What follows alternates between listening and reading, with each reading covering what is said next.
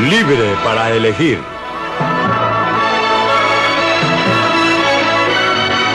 Una opinión personal de...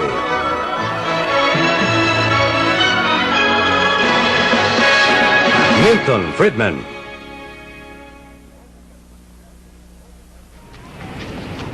¿Cómo permanecer libre?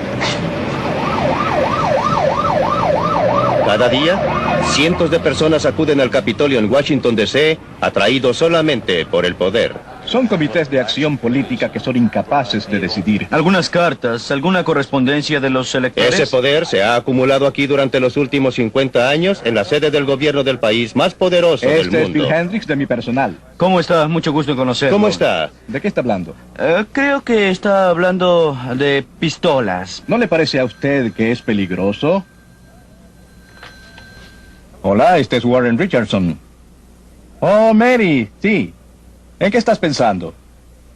Warren Richardson se gana la vida sabiendo quién tiene poder e influencia para intercambiar. Sí, muy bien. Estaré aquí esperándolo. Es un miembro del Cabildo. Gracias, adiós. La posición oficial del gobierno sobre este proyecto de ley es, sin embargo, que su consideración sería prematura en este momento, en vista de que los... Trata con gente como esta, miembros del Comité de Agricultura de la Cámara. Ellos crean algunas de las leyes y reglamentos que, entre otras cosas, controlan el alimento que comemos. Son elegidos funcionarios, los que tienen poder para gastar millones de dólares de nuestro dinero en impuestos. Incluye toda la página 2 y el total de la 3. A mucha gente le gustaría poner sus manos en ese dinero. Ese es el tipo de materia que nunca debe aparecer en los libros de estatutos y creo que cualquiera que haya participado en el Comité de Justicia lo sabe. La forma de obtener una administración con sentido común es teniendo una administración con más sentido común en agricultura. El acceso es muy importante. Y la forma en que se obtiene también. Por ejemplo, antes solo existían pocos cabildos en esta ciudad. Y ahora registramos hasta 15,000 cabilderos, más el personal subsidiario, secretarias, recepcionistas y dactilógrafas. Y también la investigación correspondiente. Están llamando a todas las firmas legales imaginables. Así pues, existe una tremenda base de apoyo allá para los esfuerzos del cabildo.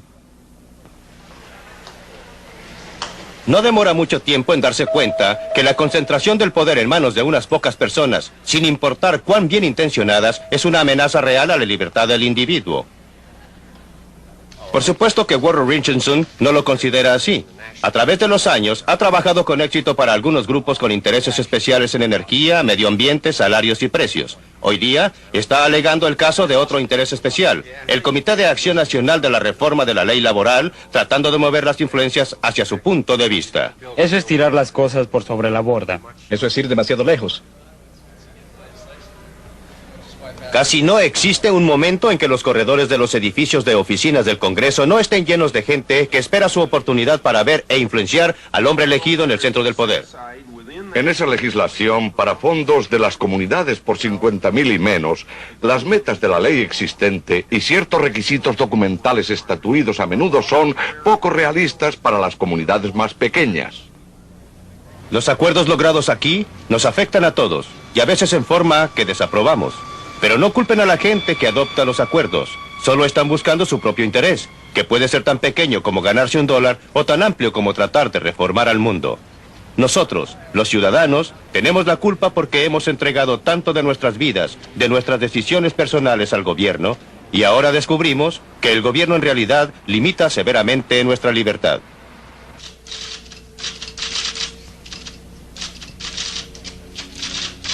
La oficina enchapada en piel y en madera de un diputado en Washington, D.C. es la meca para aquellos que tratan de obtener influencia detrás de la escena.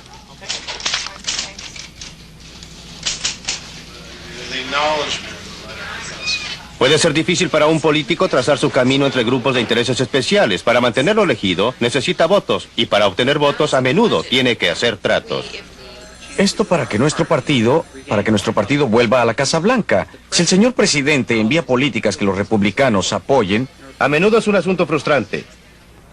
Cuando la gente lo visita no es con fines de debate y diálogo o de discusión sobre algo, sino simplemente para pedir su interés especial o su única preocupación. Aquí es cuando se pone sumamente difícil porque puede existir un número igual al lado opuesto de la moneda.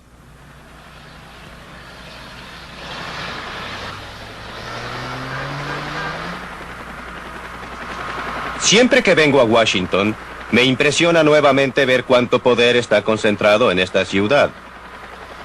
Pero debemos comprender el carácter de ese poder. No es un poder monolítico en unas cuantas manos, como sucede en países como la Unión Soviética o la China Roja. Está fragmentado en muchos pedacitos y piezas, y cada grupo especial alrededor de la nación está tratando de coger los pedazos y piezas que pueda. El resultado es que no hay punto de discusión en que no se encuentra el gobierno a ambos lados.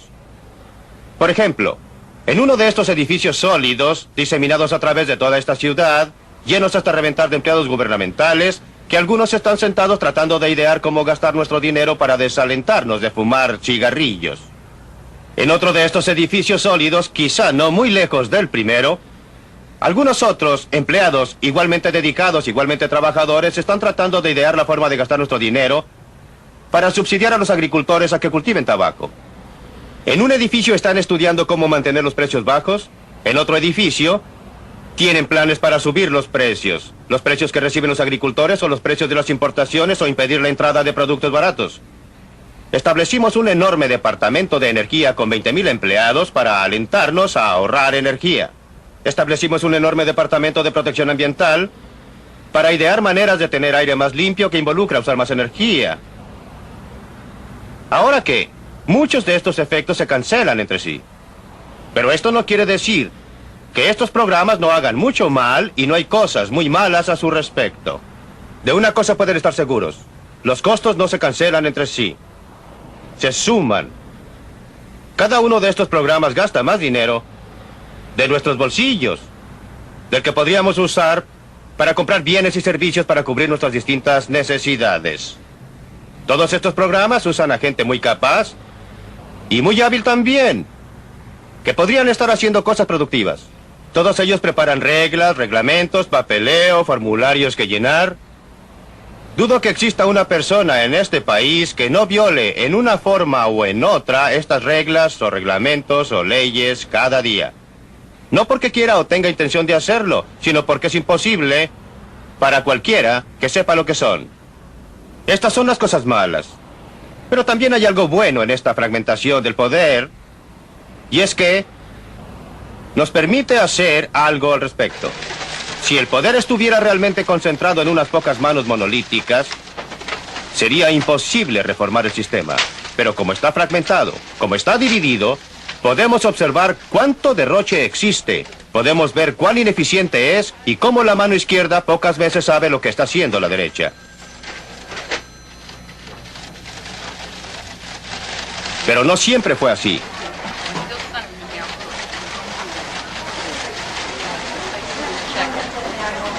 Los ejércitos de burócratas que administran nuestras vidas adoptan nuestras decisiones, gastan nuestro dinero, todo supuestamente para nuestro bien.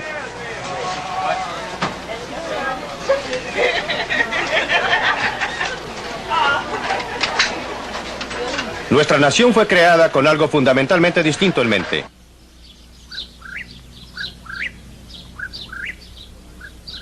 Hace casi 200 años, un grupo notable de hombres se congregó en esta habitación para escribir una constitución para la nueva nación que habían ayudado a crear unos pocos años antes.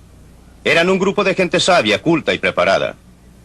Habían aprendido una lección de la historia que dice: el gran peligro para la libertad es la concentración del poder, especialmente en manos de un gobierno. Estaban decididos a proteger a los ciudadanos de los nuevos Estados Unidos de América contra ese peligro, y redactaron su constitución con eso en mente. Esa constitución nos ha servido bien, nos ha permitido conservar nuestra libertad durante 200 años. Pero en los últimos 50 años, hemos estado olvidando la lección que los hombres sabios conocían también.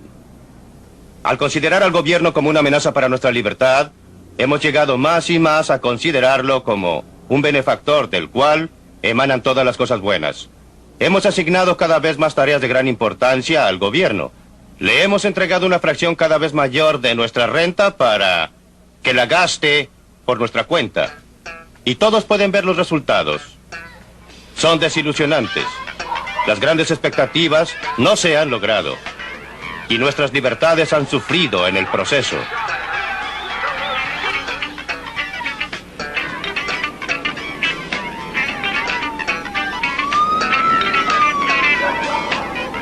¿Dónde se echó a perder? El gobierno comenzó a participar en forma creciente en nuestros asuntos personales hace casi 50 años. Fue en 1933, en el punto más bajo de la peor depresión de la historia.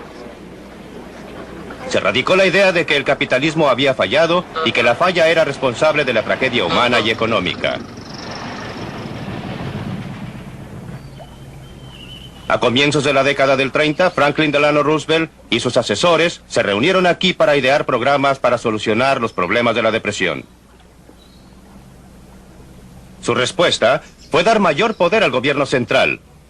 De ese comienzo hemos llegado hoy día al estado de benefactor.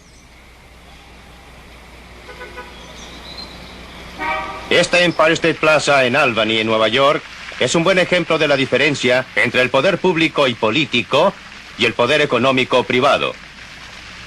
Fue construido mientras Nelson Rockefeller fue gobernador del estado de Nueva York.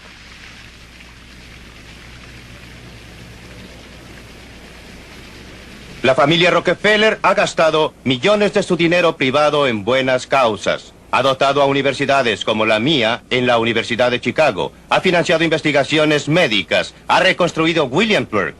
Pero no todo el dinero privado de la familia Rockefeller les ha dado nada parecido a la cantidad de poder que pudo tener Nelson Rockefeller como gobernador del estado de Nueva York. Construyó monumentos similares a este por todo el estado, usando cada recurso que pudo idear para financiarlos.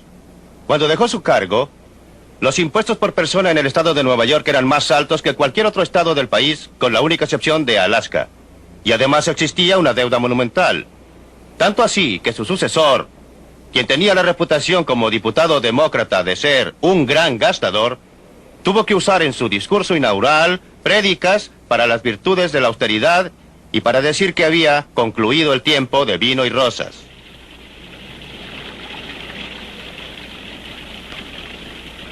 Mire esta silueta de los edificios contra el cielo. Es Chicago y creo que es muy hermoso. Gran parte de los edificios tienen menos de 20 años. Estos altos edificios fueron construidos por la empresa privada para ser usados por la empresa privada. No por el gobierno para ser usados por los burócratas. Estos son monumentos productivos, no una carga para el contribuyente. Una carga que casi ha llevado a la quiebra a la ciudad de Nueva York. La ironía es que gran parte fueron las buenas intenciones las que nos llevaron donde estamos hoy día. Una nación gobernada por imperios burocráticos. Me pregunto si cuando construyeron este edificio se dieron cuenta que iba a resultar con el aspecto de una fortaleza. Desde modestos comienzos en 1953, el Ministerio de Salud, Educación y Bienestar se ha convertido en un verdadero imperio. Solo una pequeña parte de su personal total está instalado en este edificio, que es su casa matriz, solo 2.000 burócratas. Su presupuesto es el tercer presupuesto más grande de todo el mundo, solo sobrepasado por el presupuesto total de los Estados Unidos y el de la Unión Soviética. Emplea directamente a 150.000 personas a horario completo y el imperio que rige emplea a otro 1.000.000. Más de una de cada 100 personas en los Estados Unidos trabaja en el imperio del Ministerio de Salud, Educación y Bienestar.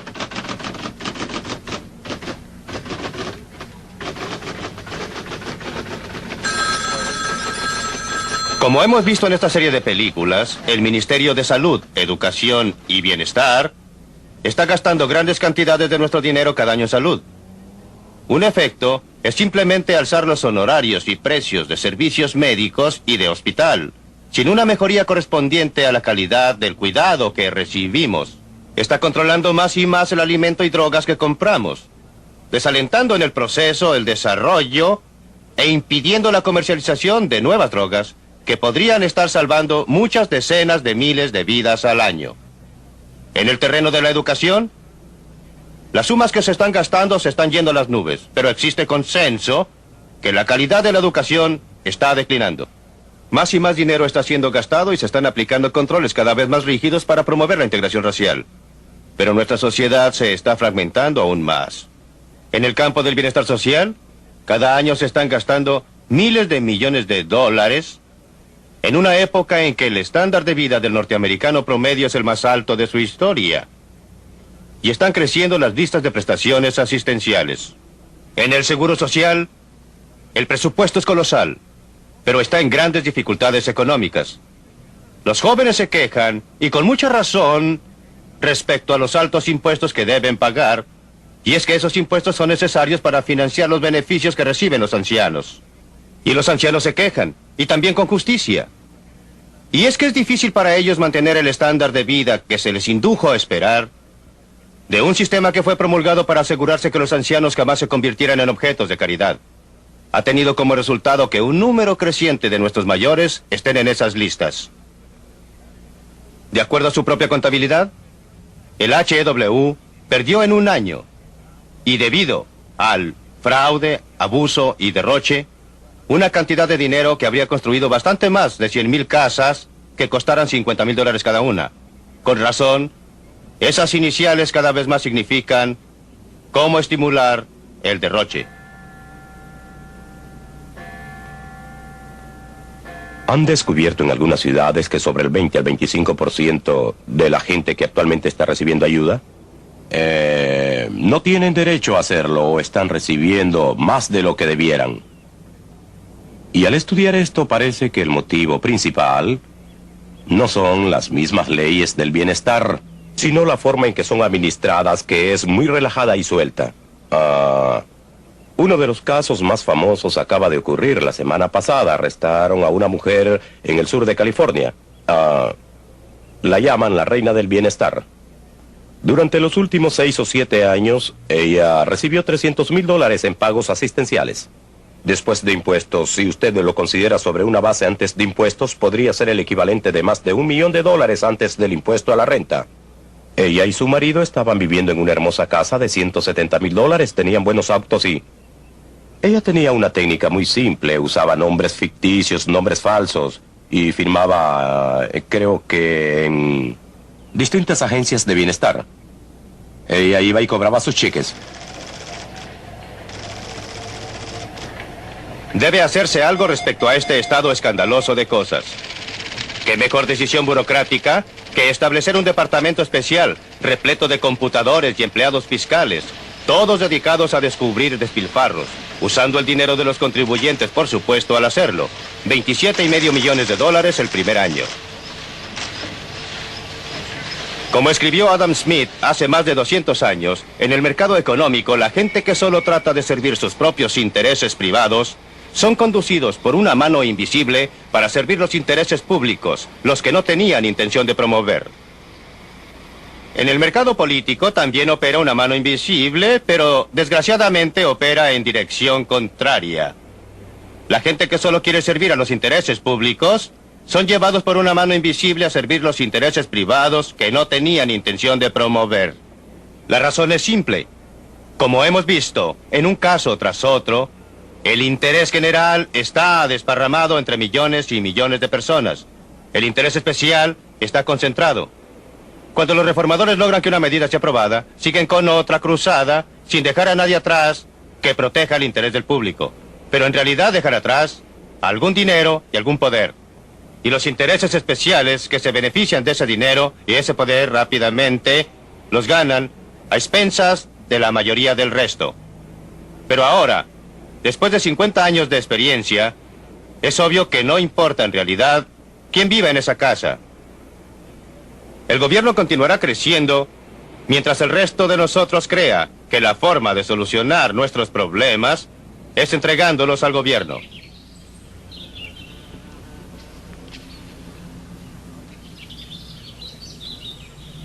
Pero aún existen personas que quieren solucionar sus problemas, que quieren usar sus propias habilidades, energías y recursos.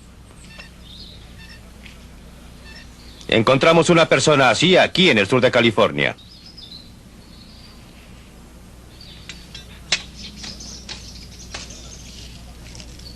John McColm, un bombero, estaba planeando su jubilación. Decidió realizar la ambición de su vida. Construiría su propio hogar con sus propias manos. Compró un sitio con una vista magnífica, despejó el terreno y se dio cuenta que era el primer hombre que jamás había cultivado esta tierra. Lo hizo sentirse bien. Trajo una casa rodante al borde de su sitio y se trasladó con su esposa a vivir ahí mientras trabajaban en la casa.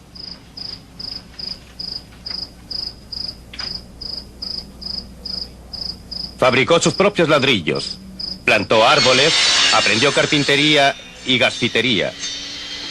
Todo iba bien cuando un día un funcionario local llegó con una advertencia. Estaba muy bien que edificara una casa, dijo, pero era en contra de los reglamentos vivir más tiempo en la casa rodante. Los Macomb se sintieron agraviados, opinaron que las reglas eran burocráticas y disparatadas. Decidieron dejar la casa rodante exactamente donde estaba y desafiar a las autoridades.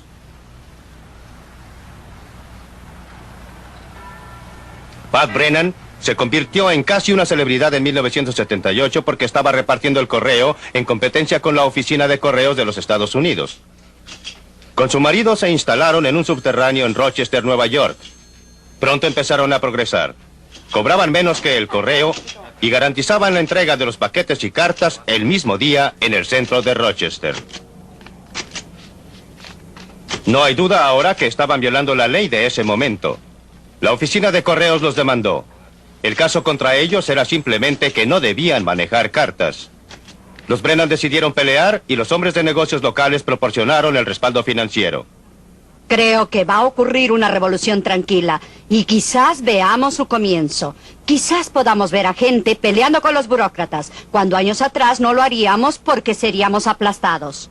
Ahora, con la revolución de impuestos y lo que estamos haciendo, la gente está decidiendo que sus destinos les pertenecen y no a alguien en Washington que no se interesa por ellos. Así pues, no es cuestión de anarquía. Es una cosa que la gente está analizando el poder de los burócratas y lo está rechazando. Las llevo, sí. Muy bien. Los clientes de los Brennan son muy específicos en algo. Después de todo, el servicio Brennan es más barato que el correo ordinario.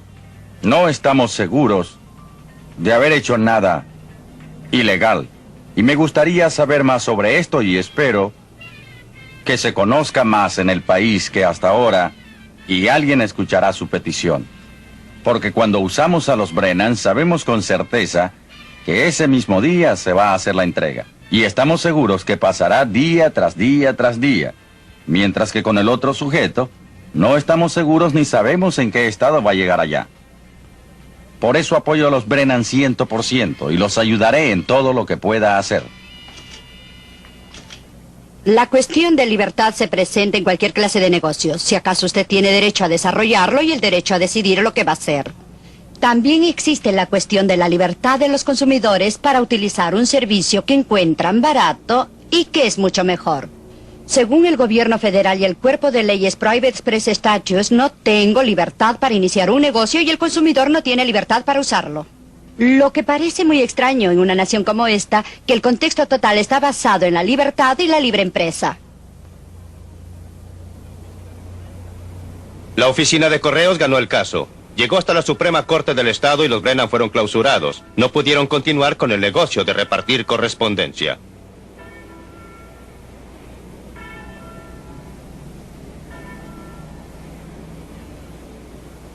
Lo que han estado viendo es una reacción humana, natural, al intento de otras personas de controlar su vida cuando usted opina que no les corresponde. La primera reacción es resentimiento. La segunda es tratar de evadirlo. Y finalmente, se produce una declinación en el respeto a las leyes en general. Esto no es algo especialmente norteamericano. Sucede en todo el mundo, donde quiera que alguien trate de controlar a otra persona. Por ejemplo, observe lo que está sucediendo a los ingleses.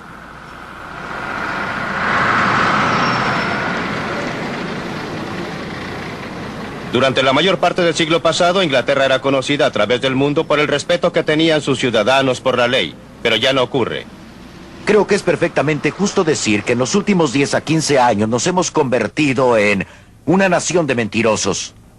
¿Que cómo lo hacemos? En una variedad colosal de formas. Déjeme darle a usted un ejemplo. Tomemos un pequeño almacenista en un área rural con muy poco movimiento. ¿Cómo gana dinero? Descubrió que al comprar a través de mayoristas regulares, él siempre tiene que usar facturas. Pero si va y paga al contado y compra sus mercaderías allí, entonces la utilidad que obtenga sobre esas mercaderías no estará sujeta a impuesto porque los inspectores de impuestos simplemente no saben qué tiene la mercadería. Consideremos el extremo superior. Si observa a un director de compañía, existen toda clase de maneras en que pueden hacerlo.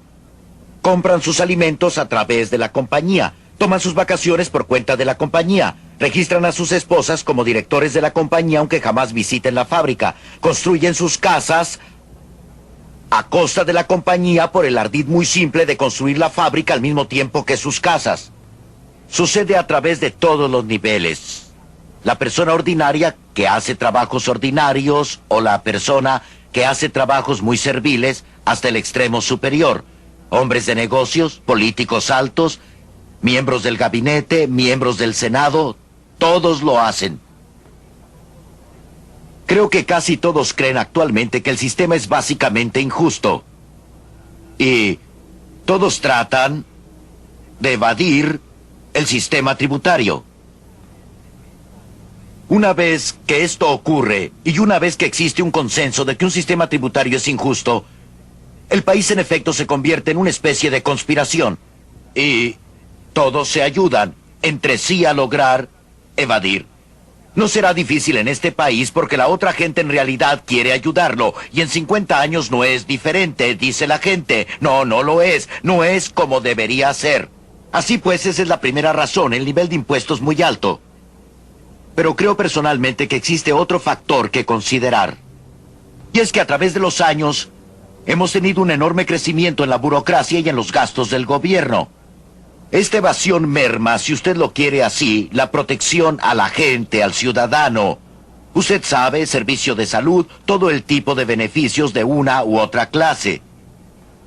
Y creo que la gente ha llegado a estar consciente de un nuevo factor. Un sentimiento de que las cosas ya no tienen todo el valor que tenían, que el dinero no es algo vital, si falta se obtiene de alguna institución gubernamental. Evasión criminal de impuestos en Gran Bretaña.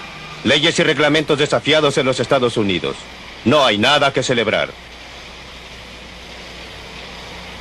Lo que es alentador es que a través del mundo libre, el público está reconociendo los peligros de un gran gobierno y está adoptando medidas para controlarlo, pero no será una tarea nada fácil reducir el tamaño del gobierno. Hoy día, en nación tras nación, el interés especial más fuerte ha llegado a ser la burocracia atrincherada, ya sea a nivel nacional o local. Además, cada uno de nosotros obtiene beneficios especiales de uno u otro programa gubernamental. La tentación es tratar de reducir al gobierno a costa de otros, manteniendo al mismo tiempo privilegios especiales. Eso representa un atolladero. El enfoque correcto es atacar de cabeza el crecimiento exclusivo de los gastos gubernamentales. Demos un presupuesto al gobierno, igual que nosotros tenemos un presupuesto. Un movimiento en esta dirección ya se está produciendo en los Estados Unidos con las numerosas proposiciones de enmiendas constitucionales que limitan los gastos del gobierno. Varios estados ya han adoptado tal enmienda. Existe una fuerte presión por una enmienda similar a nivel federal. Las enmiendas deben forzar al gobierno a operar dentro de un presupuesto estricto. Cada interés especial tendría que competir con otros intereses por una participación mayor en cierto pastel, en lugar de que todos puedan unir sus fuerzas a expensas del contribuyente. Este es un paso importante, pero es solo un primer paso. Ningún pedazo de pastel puede solucionar en sí todos nuestros problemas. Lo que se necesita es un reconocimiento público difundido de que el gobierno central debe estar limitado a sus funciones básicas, defendiendo a la nación contra enemigos extranjeros, conservando el orden en casa, mediando nuestras disputas. Debemos llegar a reconocer que la cooperación voluntaria a través del mercado y en otras formas es una manera mucho mejor de solucionar nuestros problemas en vez de entregarlos al gobierno. Aquí es donde radica gran parte de la fuerza futura de los Estados Unidos, en lugares como Otama, Iowa, donde vive gente de todos los niveles económicos. No existen barrios bajos en Otama, ni existen extremos ni de riqueza ni de pobreza. Todos son parte de una comunidad en la cual cada parte depende de las otras para una vida estable y feliz que vale la pena vivir. Esta es la clase de comunidad que formó el carácter de la América democrática.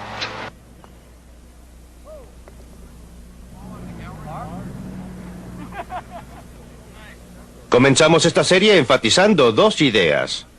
La idea de la libertad humana en la forma en que está indicada en la Declaración de Independencia de Jefferson y la idea de libertad económica en la forma expresada en la riqueza de las naciones de Adam Smith. Estas dos ideas, operando conjuntamente, lograron su mayor fruición aquí, en el corazón de América. Pero el carácter básico de la sociedad que crearon ha estado cambiando como resultado del nacimiento de otro juego de ideas. Hemos olvidado la verdad fundamental que los fundadores de este país conocían también, que la mayor amenaza a la libertad humana es la concentración del poder, ya sea en manos del gobierno o de otra persona. A través del mundo occidental, más y más de nosotros estamos reconociendo los peligros de una gran sociedad sobregobernada, pero se requerirá más que un reconocimiento del peligro. La libertad no es el estado natural de la humanidad, es un logro extraordinario y maravilloso. Necesitará la comprensión de lo que es la libertad y de dónde vienen los peligros a la libertad. Se necesitará valentía para actuar de acuerdo a este entendimiento, porque si no solo, vamos a conservar las libertades que tenemos y para realizar el potencial total de una sociedad verdaderamente libre. Universidad de Chicago, otoño de 1979. Milton, a través de toda su discusión, usted enfatiza dos cosas. Las teorías de Adam Smith sobre el mercado libre y Thomas Jefferson sobre el poder central. Algo que me preocupó un poco en su discusión fue que me pareció que usted se asemejaba algo a la forma en que los psicoanalistas hablaban de Freud. Que aunque usted cree que ellos nos dieron la palabra y aunque han transcurrido 200 años desde entonces, sigue siendo palabra. Las circunstancias no han cambiado su significado en modo alguno. ¿Es usted tan rígido en sus ideas? Existe una gran diferencia entre principios y la aplicación de los principios. La aplicación de un principio tiene que tomar en cuenta las circunstancias, pero los principios que explican cómo opera un automóvil, esos no son diferentes de los principios que explican cómo operaba un coche tirado por un caballo o cómo operaba un arco y sus flechas. Los principios que Adam Smith enunció, la filosofía enunciada por Thomas Jefferson, son tan válidas hoy como lo eran entonces, pero las circunstancias son diferentes y por consiguiente la aplicación en muchos casos es diferente. En adición, ha habido una gran cantidad de trabajo y estudio y actividad de eruditos. Desde entonces sabemos mucho más de la forma en que opera la economía de lo que sabía Adam Smith. Así que él estaba equivocado en muchos detalles individuales de su teoría, pero no en su visión general, en su concepción de lo que ocurriría, y sin ningún organismo central que lo planificara.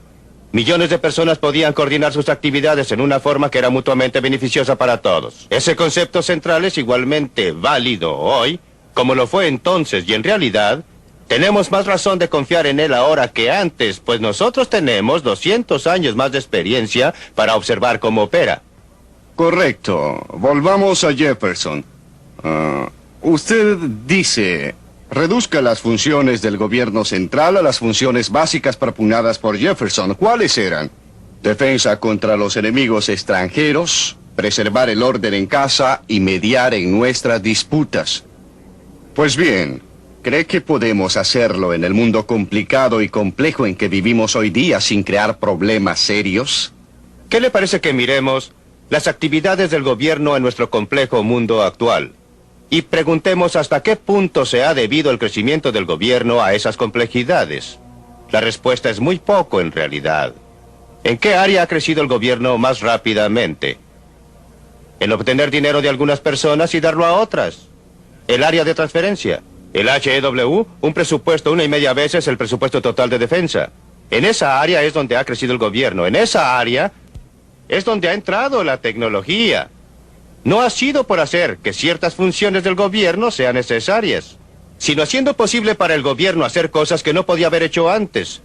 Sin computadores modernos, sin métodos modernos de comunicación y transporte, sería totalmente imposible administrar la clase de gran gobierno que tenemos ahora.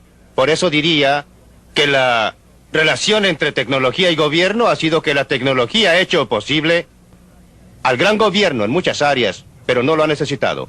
Yo creo que usted culpó al gobierno por la gran depresión que sufrimos desde el año de 1929 al año de 1933. Y claro que usted culpó a Franklin Delano Roosevelt de todo. Pero la mayoría de la gente considera que él salvó nuestra economía libre del desastre. En vista de la catástrofe de la Gran Depresión, no tengo ninguna duda que medidas gubernamentales de emergencia eran necesarias. El gobierno había creado un caos. No el gobierno de FDR, sino el gobierno que lo precedió, aunque en realidad fue principalmente el sistema de la Reserva Federal que en realidad no estaba sujeto a elección. Pero cuando FDR actuó hizo dos cosas muy diferentes. Lo más importante, ¿había el gobierno creado un caos por lo que hizo o por lo que no hizo?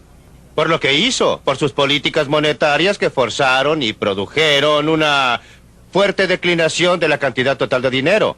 Existía un mal manejo del aparato monetario. Si no hubiera existido el sistema federal de reserva, en mi opinión, no habría existido una gran depresión entonces.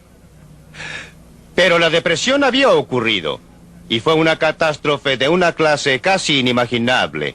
No culpo en absoluto, y por el contrario, alabo a Roosevelt por algunas de las medidas que adoptó. Obviamente no eran las mejores, pero eran medidas de emergencia. Tenía una emergencia y tenía que enfrentarla.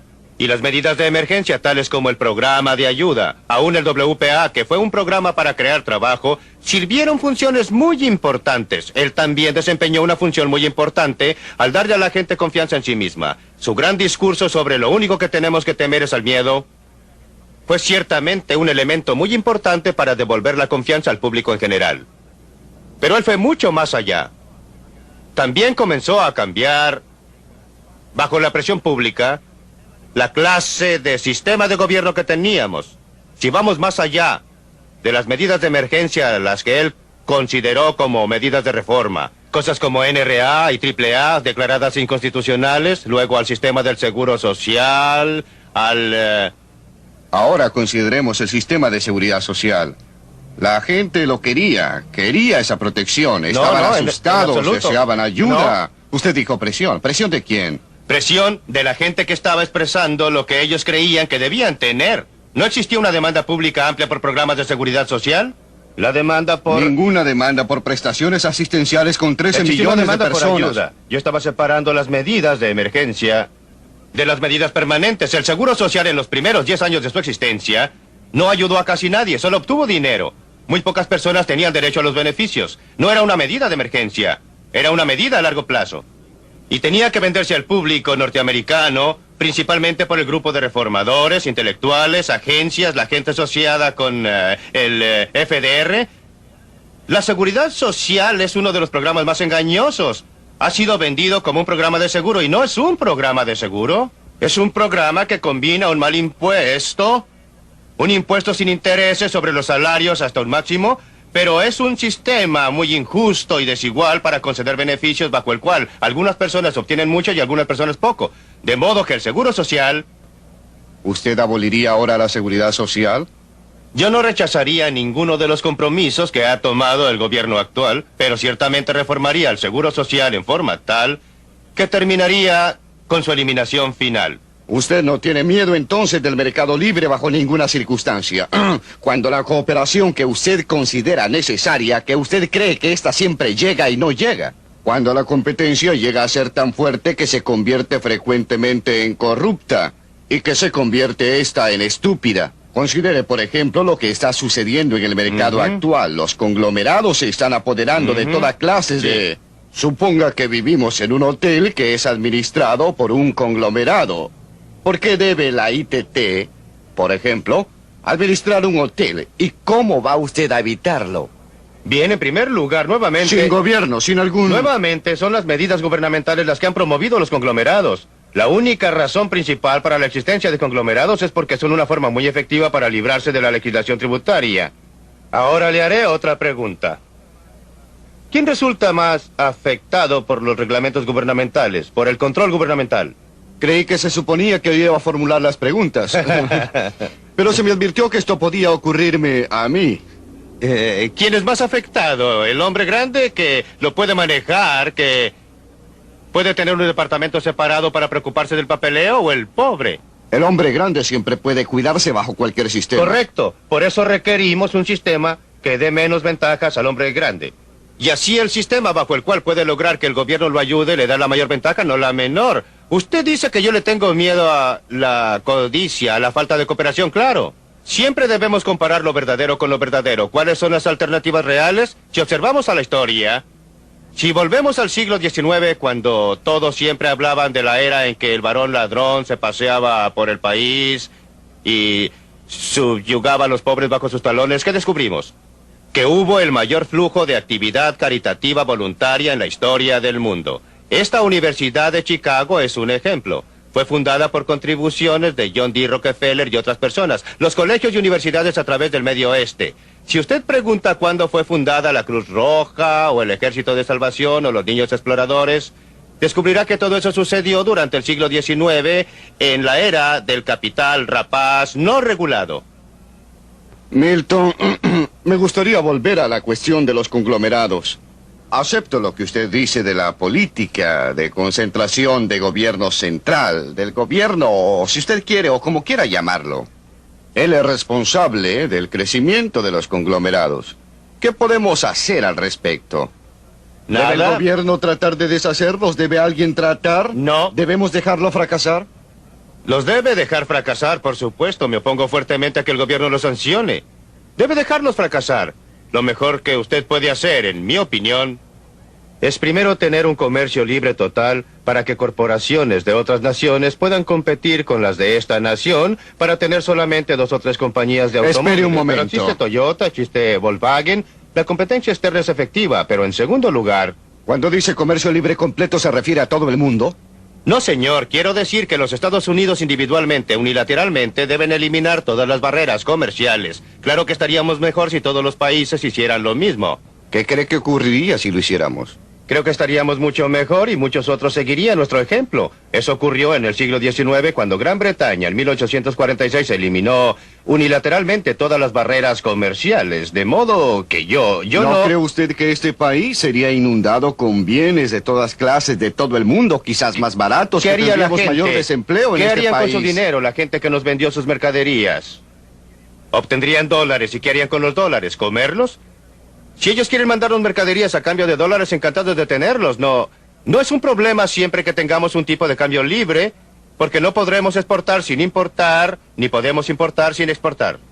No habría una reducción en el empleo. Lo que existiría sería una pauta de empleo diferente. Habría más empleo en industrias de exportación y menos empleo en las industrias que compiten con las importaciones. Pero volvamos a los consorcios por un momento.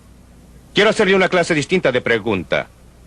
Los consorcios no me son muy atrayentes, preferiría muchas empresas pequeñas. Pero existe toda la diferencia en el mundo entre un consorcio privado y uno gubernamental. En general, el consorcio gubernamental le puede sacar dinero a usted sin que usted quiera dárselo. Usted y yo pagamos por Amtrak y por el déficit de correos, sin importar si usamos o no los servicios de Amtrak o del correo.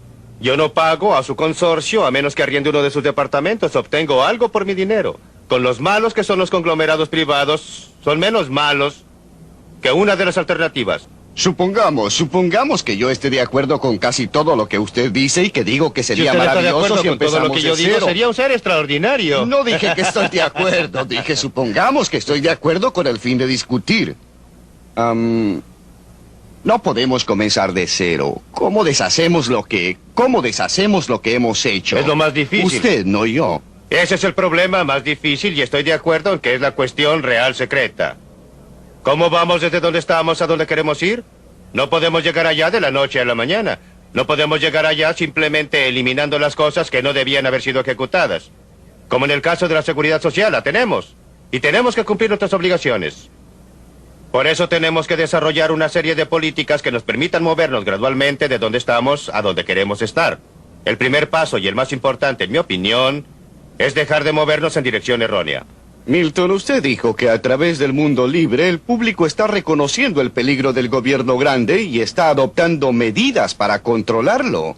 Pero ¿cómo? Con el ejemplo de lo que la libertad ha logrado, ¿explica usted que los nuevos países que se han estado creando vayan todos camino a la dictadura?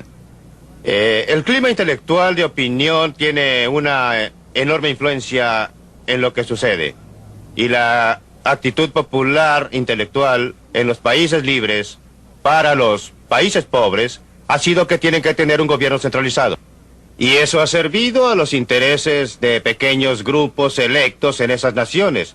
En una nación atrasada tras otra, lo que ha sucedido es que han obtenido su libertad supuestamente del gobierno colonial.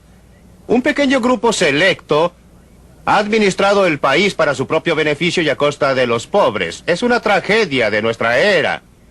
Cambia el clima de opinión en los países principales. A medida que cambia el clima de opinión, a medida que la filosofía, la actitud, lo que está enseñando en las universidades sea diferente, usted verá que esos otros países atrasados lo seguirán. ¿Existe alguna evidencia en ese sentido? Si usted observa los países atrasados que están actuando en la mejor forma para ellos. Hay lugares como Hong Kong, como Singapur, como Taiwán, como Corea. No son países libres en nuestro sentido del término, no lo son. pero ellos tienen muchos más elementos de libertad. Un ámbito mayor para la iniciativa individual que muchos de los otros países del mundo que han llegado más allá en dirección del control comunista centralizado. ¿Cómo? Singapur, por ejemplo, y Taiwán tienen una economía, como usted dice, muy libre. ¿Cómo permanecen libres sus economías y sus políticas cuando su libertad humana está reprimida? Y según entiendo, en muchos casos, severamente, no tienen las libertades que nosotros, de prensa, de religión. La libertad económica es una condición necesaria para toda libertad humana, pero no es una condición suficiente. Usted puede tener una economía que es libre en gran parte con grandes elementos de restricción. Por ejemplo, déjeme considerar la experiencia norteamericana antes de la Guerra Civil. Tenía una mezcla de una libre economía, en gran parte con un segmento de la población como esclavos en situación de servidumbre involuntaria. Pero aun cuando no se tiene una libertad política completa, en el caso de Singapur o Taiwán, los seres humanos son más libres que en esas sociedades en que tampoco existe la libertad económica. Si usted compara la situación de la gente en un lugar como Singapur con la situación de la gente en un lugar como China o como en Indonesia, usted verá que la libertad económica es un componente muy importante de la libertad total. No es algo diferente, no es algo separado. La libertad económica es parte de la libertad total y para la mayoría de la gente la más importante. La libertad no representa mucho para un hombre que se está muriendo de hambre. Y si una sociedad libre no lo ayuda, sería muy difícil para él permanecer libre por mucho tiempo. Por eso, la capacidad de una libertad libre para mejorar la situación de la persona común es muy necesaria condición para que permanezca libre, pero no es la razón fundamental porque quiere una sociedad libre, quiere una libre sociedad por los valores humanos y éticos y morales que usted enfatizó que pertenecen a la libertad. La libertad realmente permanece en su valor. Suponga que los valores morales signifiquen mucho para mí, pero no signifiquen nada para el hombre hambriento. Si él no ha tenido tiempo de pensar, no significa absolutamente nada para él. No. ¿Qué va a hacer usted? ¿Cree usted que No, significa algo creo para que él? significa algo para ellos, por supuesto. Muchos hombres han muerto por sus valores morales y han colocado estos valores morales sobre la vida misma. Pero usted y yo, ciudadanos de la sociedad libre, no nos apartaremos Bien, nunca. déjeme expresarlo en forma distinta. Supongamos que usted va y pronuncia un discurso a toda la gente que vive del bienestar público y les dice: miren, la libertad es mucho más importante que el dinero del bienestar social que están recibiendo. Existen conceptos éticos y espirituales al respecto. Hombres han muerto por esto. Supongamos que les dice eso y luego agrega: les vamos a quitar los pagos asistenciales. ¿Qué cree usted que ocurriría? Yo les diría algo distinto. Yo les diría... Me gustaría saber qué haría. Le diré lo que haría y lo que les diría. Les diría: los pagos asistenciales los están corrompiendo. Miren lo que les está sucediendo, lo que está sucediendo con sus hijos. Ustedes estarían mucho mejor en todo sentido. Pero supongamos que ellos le dicen: no estamos en absoluto de acuerdo. Sin Eso esos sería pagos un error. asistenciales estaríamos en una situación terrible. Se equivoca. No estarían en una situación terrible, pero comprendo sus sentimientos y no propongo retirarles la ayuda así, toda de inmediato. Creo que sería intolerable arrojar a los millones de personas que actualmente dependen de esos pagos a las calles. Debemos ir gradualmente. Por eso propuse el impuesto a la renta negativa como una medida de transición que nos permitirá ayudar a la gente que en realidad lo necesita. sin tener al mismo tiempo la clase de caos que tenemos ahora cuando la mayoría de los beneficios van a la gente que no lo necesita, pero observen la forma en que el sistema de bienestar ha estado corrompiendo la verdadera esencia de nuestra sociedad. Hemos metido a la gente en una trampa que no han fabricado. No los culpo. Pero han sido metidos en una trampa donde se les induce a convertirse en cargas, a convertirse en niños. No a convertirse en seres humanos independientes. La virtud del deseo de la libertad es lo que la gente puede hacer con su libertad. La libertad no es un valor individual, es un valor social. Un Robinson Crusoe en una isla. Libertad es un concepto que no significa nada para él. Milton, ¿en qué situación está la libertad de esta nación hoy en día? Es una bolsa mezclada. En algunas áreas tenemos más libertad que la que jamás hemos tenido. En otras áreas nuestra libertad ha sido drásticamente reducida. Nuestra libertad para gastar el dinero que queramos ha sido reducida. Nuestra libertad para dedicarnos a la ocupación que queramos ha sido reducida. Nuestra libertad para iniciar diversos negocios ha sido reducida. Y estas restricciones a nuestras libertades económicas se han trasladado a restricciones a la libertad con que hablamos y conversamos. Las actividades que desarrollamos, nuestras actividades hacia los funcionarios gubernamentales. En esas áreas nuestras libertades han sido ¿Qué hay severamente restringidas. respecto a usted? Usted como individuo, y en realidad tenemos que tratar con millones de cientos, 200 millones, 220 millones de individuos. Con respecto a usted, ¿qué libertad cree que ha perdido? Bien, he sido un individuo muy afortunado. Eso suena como una disculpa. No, no es una disculpa porque voy a agregar algo más. Siempre he dicho que casi la única gente que ha tenido libertad de palabra efectiva estos días en Estados Unidos son los profesores en funciones de su cargo en universidades privadas que están a punto de jubilarse o se han jubilado. Esa ha sido mi situación en los últimos años. Considere, por ejemplo, la libertad de un profesor de medicina en cualquiera de nuestras grandes instituciones. Seguramente su investigación está siendo financiada por el gobierno federal. ¿No cree usted que lo pensaría 2 o 3 veces antes de dar una conferencia sobre los males de la medicina socializada? O considere a uno de mis colegas de la universidad que está recibiendo donaciones de dinero de la Fundación Nacional de Ciencias. ¿Cree usted que en realidad se siente libre para hablar respecto al punto de si el gobierno debiera estar financiando dicha investigación? Por supuesto, no se debe tener libertad sin costo. Pero los costos deben ser razonables, no deben ser desproporcionados. Ningún hombre de negocios en esta nación hoy día... ¿Por qué actualmente los hombres de negocios son tan tímidos en lo que dicen? Hay muy pocos que están dispuestos a expresarse, a decir abiertamente lo que piensan. ¿Por qué? ¿Respecto a qué? Respecto a cualquier cosa, considere, por ejemplo, los intentos del presidente Carter para imponer controles voluntarios de salarios y precios. Casi no existe un hombre de negocios en esta nación que no lo considere espantoso. Aproximadamente solo 2 o 3 hombres de negocios han tenido el valor de ponerse de pie y decir algo al respecto. Pero nuevamente, como digo, vaya donde mis colegas académicos. Muchos de ellos piensan como yo, que el gobierno está destinando demasiado dinero, que han existido demasiados subsidios de universidades y colegios estatales, a lo largo de la línea. Sin embargo, pocos están dispuestos a hablar.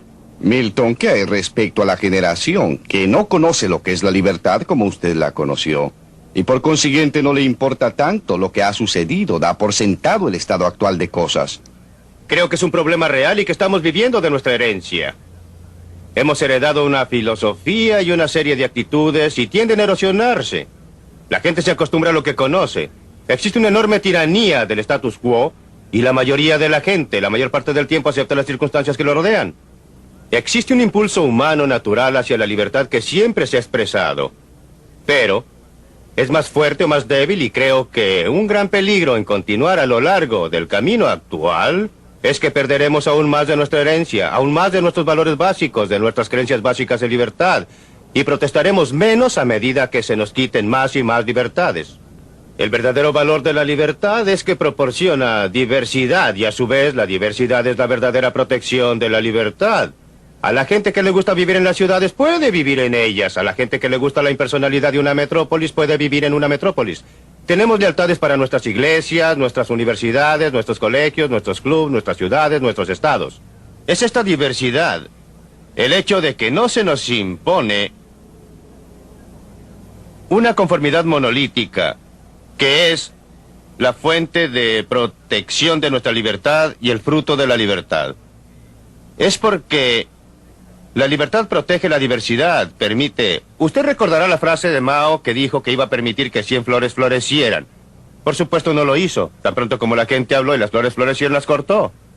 Es el florecimiento de muchas flores, el hecho de que usted tiene todas esas diferentes individualidades, lo que produce los grandes logros de la civilización y proporciona la esperanza y protección de nuestra libertad. ¿Está diciendo usted entonces que aún existen bolsillos de libertad en el país? Lo que yo dije antes fue que es una bolsa mezclada. En ciertos aspectos tenemos mayor libertad que antes, pero en otros aspectos hemos tenido mucha menos libertad. Por supuesto que existen grandes bolsillos de libertad. Este es todavía un país libre.